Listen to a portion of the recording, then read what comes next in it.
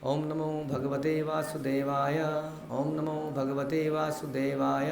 ओम नमो भगवते वासुदेवाय। श्रीमद् भागवतम 5वां कैंटो पहला अध्याय। महाराज प्रियव्रत के क्रियाएं कार्यकलाप। श्लोक संख्या 15। ईशाभिसृष्टं हावुरुन्ध महेंग दुःखं सुखं वः गुणकर्म संगात् आस्थाय तद्दत् दयन्तनाथ चक्षुष्मतान्ध इव नियमान। हे प्रियव्रत, श्री भगवान विभिन्न गुणों के अनुसार हमें विशिष्ट शरीर प्रदान करते हैं और हम सुख तथा दुख प्राप्त करते हैं। तो हमें अलग अलग शरीर क्यों दिए जाते हैं? इसमें बताया, अभी भी बताया मैंने। अलग अलग प्रकार के सुख और दुख झेलने के लिए हमें ये शरीर मिलता है। जैसे कि गधे को अगर मेंटल स्ट्रेस देना हो तो बताओ कैसे दोगे? बोझ डाल के। देखा है कभी बोझ? इसलिए तो गधा है वो। कितना भी बोझ दे दो पूरे दिन। गधे को अगर मेंटल स्ट्रेस देना हो तो कैसे देंगे बताओ? दे ही नहीं सकते हैं, क्योंकि उस पर दिमाग नहीं है ना। मेंटल स्ट्रेस अगर किसी को देना हो तो क्या करें? मनुष्य बना दो। मरा रहेगा दिन रात चिंता में मरा रहेगा हमेशा ही। तो समझ में आया कि अलग अलग शरीर क्यों मिलते हैं? अलग अलग प्रकार का सुख भी है ना। अब जैसे गधा जलेबी कैसे खाएगा? वो खाएगा, कोई फेंक देगा उसके आगे। तो अब इंसान को खानी हो तो खूब दिमाग लगाएगा, किसी हलवाई पे जाएगा, कुछ कुछ करेगा, खा लेगा। भक्त लोग तो कहीं भोग भी लगा लेंगे उसका। तो इस प्रकार से तो करेगा ना, इंसान कर सकता है ना। तो विशेष प्रकार का आनंद भी देना है और विशेष प्रकार का दुख भी देना है।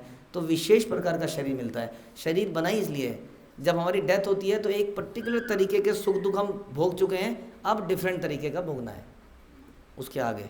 तो उसके लिए आप डिफरेंट शरीर है। इवन मनुष्य जीवन के अंदर ही अगर वो डिफरेंट शरीर है, डिफरेंट परिवार में जाएगा। इस परिवार में अलग तरह के कलेश होंगे, पहले परिवार में अलग तरीके के कलेश थे। तो इसलिए विशिष्ट शरीर हमें प्रदान किए जाते हैं हमारे गुण कर्मों के अनुसार, उसको भोगने के लिए। अतः मनुष्य को चाहिए कि वह जिस रूप में है वैसे ही रहे। अब यही से समस्या आती है सारी, कि इसको ऐसे ही समझें या कैसे समझें। या मैं कोई प्रैक्टिकल तरीके से बताऊं आपको। इसका प्रैक्टिकल ट्रांसलेशन चाहेंगे आप? ये देखिए, यही तो, तभी तो सारे डिमांड है तो सप्लाई है। प्रैक्टिकल क्यों देना चाहिए? एज इट इज बोले, एज इट इज दीजिए प्रभु जी। प्रैक्टिकल वैक्टिकल चक्कर में मारे जाएंगे हम। एज इट इज, प्रभुपाद ने एज इट इज दिया ना। तो कह रहे हैं जिस रूप में हो वैसे ही बने रहो।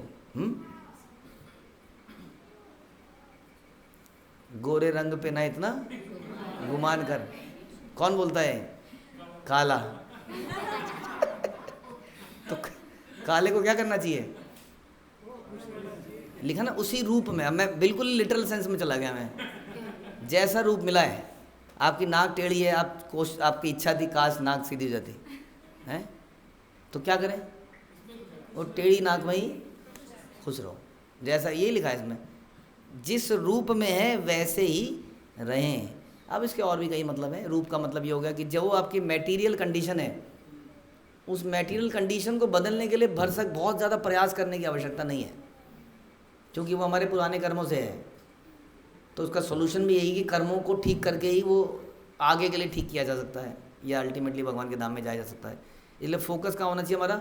हमारे कर्मों में, ना कि अपनी कंडीशंस को बदलने में, मटेरियल कंडीशन को बदलने में। हम बहुत गरीब हैं तो पूरी ज़िंदगी हम यही प्रयास करते रहते हैं, पैसा कब आएगा, पैसा आएगा तो अच्छे से भक्ति कर पाऊँगा। अभी फोकस नहीं कर पा रहा हूँ। हाँ, और सुदामा भी आप जानते हैं कि सुदामा कैसे थे, और बहुत सारे एग्जाम्पल हैं। खोल बेचा शिरधर, हाँ, बहुत सारे एग्जाम्पल है कि नहीं है। तो बिना पैसे की भी भक्ति करिए। अब कोई कहेगा कि प्रभु जी इसलिए भक्ति नहीं कर पा रहा हूँ, जिम्मेदारियाँ इतनी है, पैसा इतना है, काम इतने हैं। वो आदमी देखिए रेडी चलाता है, आधा दिन रेडी चलाता है, उसके बाद चैंट करता है। फिर आ जाएगा रामानंद राय, राजा प्रताप रुद्र, किस किस का एग्जाम्पल है। वो अमीरों में सबसे अमीर लोग, उन्होंने भी भक्ति कर ली। तो प्रॉब्लम क्या है? प्रॉब्लम कुछ नहीं है, हमारे विचारों की प्रॉब्लम है, और कुछ नहीं है। इसलिए जिस रूप में अमीर हो तो अमीर ही रहो, गरीब हो तो जैसे जैसे भगवान रखे। जो जितना शास्त्रों में आचार्यों ने बताया है आश्रम के अनुसार उतना कार्य करते जाएं। Do your best and leave the rest on Krishna. तो इसलिए मनुष्य को जिस रूप में है वैसे ही रहे और श्री भगवान द्वारा उसी प्रकार मार्गदर्शन प्राप्त करे जिस प्रकार एक अंधा व्यक्ति आँख वाले व्यक्ति से प्राप्त करता है। अंधे व्यक्ति को मार्गदर्शन की आवश्यकता होती है, वैसे ही हम लोग भी अंधे हैं क्योंकि हमारे को ज्ञान नहीं है, इसलिए ज्ञान हम मांगते रहते हैं, भगवान से प्रार्थना करते हैं तो भगवान हमें कोई भक्त देते हैं, भक्त हमारे जीवन में आते हैं, वो हमें डायरेक्शन देते हैं, हाँ समय समय पर हमें बताते हैं। इसलिए मनुष्य को चाहिए कि भगवान का उसी प्रकार अनुगमन करे जिस प्रकार एक अंधा व्यक्ति किसी आँख वाले पुरुष का करता है, या वो बैल जो आपने सुना था जो कोलू में लगे हुए हैं वो केवल अपनी परिधि पे अपने गोल चक्कर पे घूम रहे हैं, इसी से उन्हें एक्सीलेंस मिलेगी। हाँ, घास भरपूर घास मिलेगी उन्हें गधे की तरह इधर उधर नहीं जाना पड़ेगा, उन्हें बस अपना चक्कर घूमना है और चक्कर के बाद उन्हें घास मिल जाएगी, कृपा भी मिलेगी अपने मालिक की, क्योंकि मालिक का काम करेंगे तो कृपा मिलेगी कि नहीं। एक कहानी थी ना, वो गाय, आपको पता है गाय भाग रही थी जब शेर से, याद है? भागते भागते कहाँ पहुँच गई थी? नदी में, दलदल में, और फंस गई वो, और फिर शेर आया पीछे से, फिर क्या हुआ? शेर भी फंस गया। हाँ, लंबी कहानी शॉर्ट में, आगे बताओ, याद है? भूल गए? उसके बाद देखा कि गाय बड़ी प्रसन्न है और शेर टेंशन में। शेर कह रहा है तू इतनी प्रसन्न किया है, तुमको डर नहीं लग रहा? मैं तेरे बस थोड़ी सी दूर हूँ, थोड़ी मेहनत करूँगा, खा जाऊँगा तेरे को। वो कह रही कुछ नहीं कर पाओगे तुम भी फंसे हो, मैं भी फंसी हूँ। तो तू खुश क्यों है? भाई मेरा मालिक है, तेरा कोई मालिक नहीं है, थोड़ी देर में मेरा मालिक ढूंढते हुए आएगा और मुझे ले जाएगा। तेरा क्या होगा कालिया, तू यहीं मारा जाएगा, तेरे मालिक होने का कितना लाभ है। तो वो कोलू का बैल जो कुछ कर नहीं रहा है, केवल घूम ही रहा है। हाँ, जीडीपी में क्या रोल है आपका बैल का? हाँ हाँ, जब हम भक्ति में आए थे ना, शुरू में की बात है, कोई आदमी था, कई लोग बोलते हैं, उन्होंने हमें ऐसा बोला, क्वेश्चन मुझे याद है आज भी, कहते क्या क्या कर रहे हो तुम, देश की जीडीपी के लिए क्या कर रहे हो तुम? तो इस तरह से बोलते हैं लोग। हाँ, हम वो जीडीपी को बनाने वाले उसको पसंद कर रहे हैं, सारे देशों की जीडीपी जो बना रहा है। तो ग्रॉस डोमेस्टिक प्रोडक्ट इकोनॉमिक की टर्म है, सॉरी, बच्चों के लिए समझ लीजिए। वो कह रहे हैं कि देश की अर्थव्यवस्था में आप क्या कंट्रीब्यूट कर रहे हैं।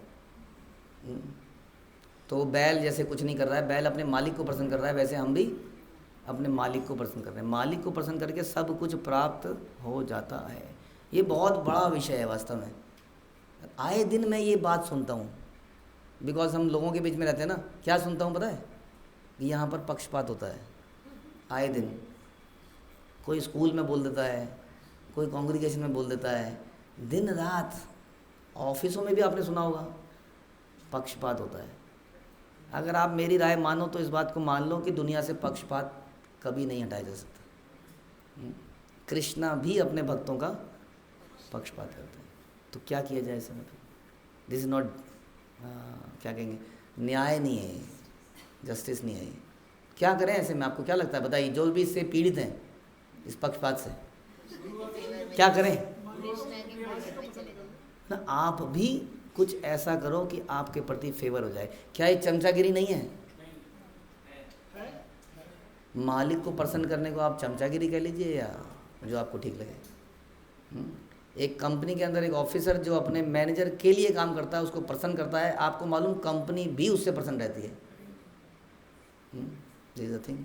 क्योंकि वो अपने मैनेजर से को प्रसन्न करने में लाता है, वो अपने मैनेजर, इस प्रकार से अल्टीमेटली हम बोर्ड ऑफ डायरेक्टर्स को प्रसन्न कर लेते हैं। यही तो है कि, लेकिन अहंकार विमूढ़ आत्मा, अहंकार हो जाता है हमारे। क्यों, इसको क्यों प्रसन्न करूँगा, मैं अपना काम करूँगा। होता नहीं, उसको बताया मालिक को, उसको अपने मैनेजर को बताया कि कल आप लेट आओगे, मैं क्यों बताऊँ? देखता नहीं है मैं दिन रात काम करता रहता हूँ। देख ले, अब मेरे से नहीं होता ये चमचागिरी।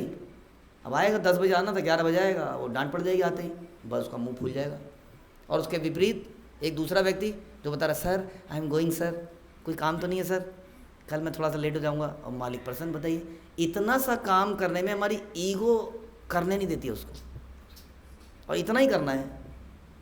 और इसी चक्कर में पक्षपात पक्षपात पक्षपात। क्या करें? हम क्या करते हैं? भगवान के आगे घंटियाँ बजा देते हैं, आरती घुमा देते हैं, दीपक घुमा देते हैं। अब लोग चिढ़ते हैं हमसे, तुम करते क्या हो? मेरे को देखो महीने का कितना दान देता हूँ मैं, देखा तुमने? मेरे चेकबुक दिखाऊँ मैं कितना दान देता हूँ? तुम अपनी चेकबुक दिखाओ, क्या करते हो? ये 2 रुपये की अगरबत्ती घुमाते हो? सच बात तो यही है कि नहीं?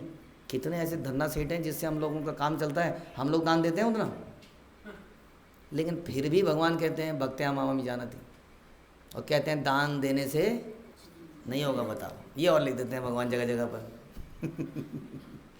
तो मुश्किल क्या है इसमें? दान देना इज़ रियली टफ, बिकॉज आपने अपनी गाड़ी कमाई को दे रहे हो, और अगरबत्ती हिलाना इज ईजी। तो क्या समस्या है? भगवान भी चिकनी चौड़ी बातों से ही पट रहे हैं, इसका मतलब। इसको भक्ति कहते हैं वास्तव में, जब इसको हृदय से करा जाए। एक तो होता है धोखे कैसे किया जाए, धोखे से किसी को पटाया जाए, ये प्रेम की बात है वास्तव में। It's a relationship, all about relationship. तो अगर इसको सही तरीके से समझें, इट इज़ नॉट चमचागरी, हाँ, इट इज़ नॉट मौका परस्त, opportunist, it is about relationship, love and care and surrender. ये वो वाली बातें हैं। इसलिए जो व्यक्ति प्रेम करना जानता है, प्रेम करता है जेन्युइनली, उसके प्रति फेवर अपने आप होता है। बच्चों के लिए अगर आप चाहते हो कि आपकी टीचर आप पर भी ध्यान दे, तो पहली बात तो हमें शिकायत करना बंद करो, उससे तो आप और ख़राब कर लोगे अपना काम, कि प्रभु जी ये मेरी बात को सुनती नहीं है, और वो कुछ बोलती है तो उसकी सुन लेती है। अब आपको ये केमिस्ट्री को समझना पड़ेगा कि ऐसा क्यों हो रहा है, क्यों हो रहा है ऐसा? क्योंकि उसने अपने बिहेवियर से उसको जीत लिया है, टीचर को। अब मैं कितना भी डांट लूँ उसको अगले दिन भी, हाँ, हो सकता है आपके लिए और ज़्यादा उल्टा हो जाए। तो you have to learn to कैसे किसी को प्रसन्न किया जाए, ये आपको सीखना है ज़िंदगी में। नहीं तो आप ज़िंदगी भर यही बोलते रहोगे हमेशा, और इसी को वास्तविक भक्ति कहते हैं। Don't do it for cheating. नकली मत कीजिए, नकली तो नकली रिजल्ट भी नकली आएगा। वास्तविकता में किसी से प्रेम करिए तो आपको भी फेवर मिलने लग जाएगा। उसी तरह से जब हम भगवान से प्रेम करेंगे तो आपको फेवर मिलेगा, वास्तव में मिलेगा, यही बता रहे हैं यहाँ पर। तो वो व्यक्ति भगवान से मार्गदर्शन प्राप्त करता है। और बाकी भगवान क्या कहते हैं शास्त्र गीता में? कहते हैं मैं दुष्टों को, इनको अधम से अधम योनियों में गिराता हूँ। पढ़ा आपने? बताइए। एक तरफ से प्रहलाद को चाटते हैं और नरसिंह को उसको हिरण्यकशिपु को फाड़ देते हैं, है ना, पक्षपात। तो इस प्रकार से वी हैव टू लर्न कि अगर हमें वास्तविक मार्गदर्शन चाहिए गुरु का, भगवान का, तो क्या करना पड़ेगा? उनका चहीता बनना पड़ेगा। अब बताइए, मैंने किसी को बोला ही, मैंने कहा द्रोणाचार्य ने कौरवों को, पांडवों को, किसी को नहीं सिखाया अपना ब्रह्मास्त्र, 2 लोगों को सिखाया। किसको? अश्वत्थामा को और हो गया ना फेवरेटिज्म, हो गया कि नहीं? अर्जुन को क्यों सिखाया जी आपने? क्योंकि वो फेवरेट बन गया अपने आचरण से। अश्वत्थामा उनका बेटा था। ये फैक्ट ऑफ लाइफ भी आपको समझने पड़ेंगे। This is a fact of life, this is a fact कि वो बेटा था, उसके प्रति स्नेह था। आपके जलने से क्या होगा? This is the reality of life. तो understand this, all this chemistry. लेकिन फिर भी केमिस्ट्री के चक्कर में मत रहिए। हृदय से, सरल भाव से भगवान को, भक्तों को, गुरु को प्रसन्न करने का प्रयास कीजिए। यही तरीका, तब क्या मिलेगा? मार्गदर्शन मिलेगा वास्तविकता में जो चाहिए। क्योंकि हम ब्लाइंड हैं अभी, अपने ईगो में रहेंगे, ऐसा क्यों नहीं हुआ, वैसा क्यों नहीं हुआ, तो कुछ प्राप्त नहीं होगा हमें। Simple hearted, try to serve. Hare Krishna. Shrila Prabhupada की जय। ग्रंथराज श्रीमद् भागवतम की